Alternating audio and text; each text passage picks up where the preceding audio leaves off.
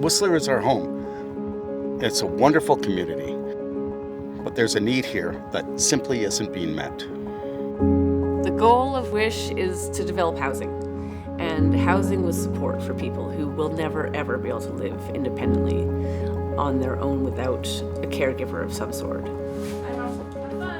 People with developmental disabilities will often live at home with their parents, mostly for life, and then when the parents get too old and life is getting challenging, these individuals will move on to a supported care facility. Our goal is to have that type of housing and have that support that will allow him to live his life here. How can anyone possibly ask someone to leave the only community that they've ever known? So she was 8 weeks early, she was 3.5 pounds, and she was born a fighter. So we were told by her neurologist that she'd never walk and never talk.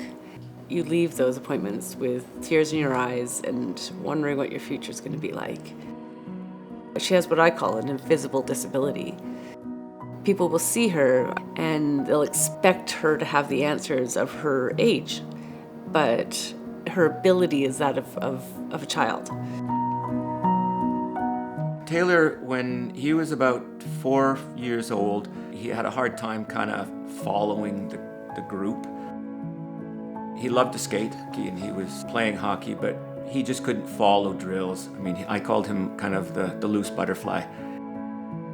He never had a specific diagnosis, although he was labeled as a person living with a disability. He's known as Mr. Hockey in this town. He knows everything about the NHL. He's done well in Special Olympics racing. He works 3 jobs and he volunteers for everything. He wants to be just like everybody else, but at another level, he knows he's different.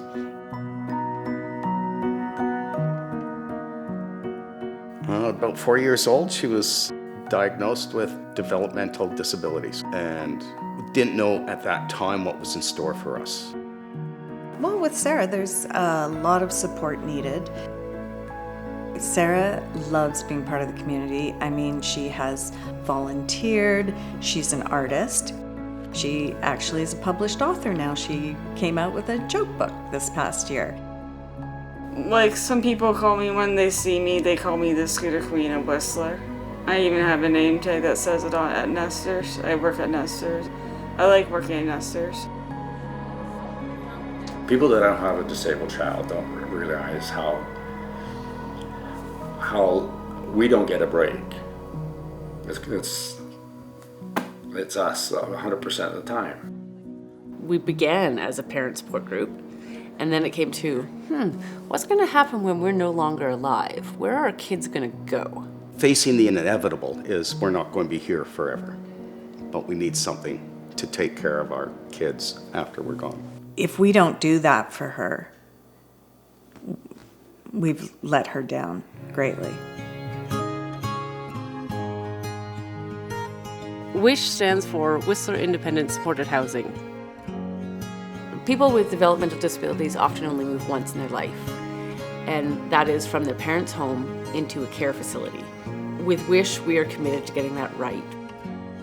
Our goal is to create housing for individuals with developmental disabilities. People that want to stay in their community and do want their own housing.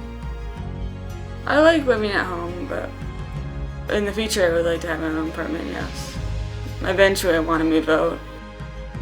Within the next 5 years, we'd like to have an established WISH home, and that means about 12 rooms.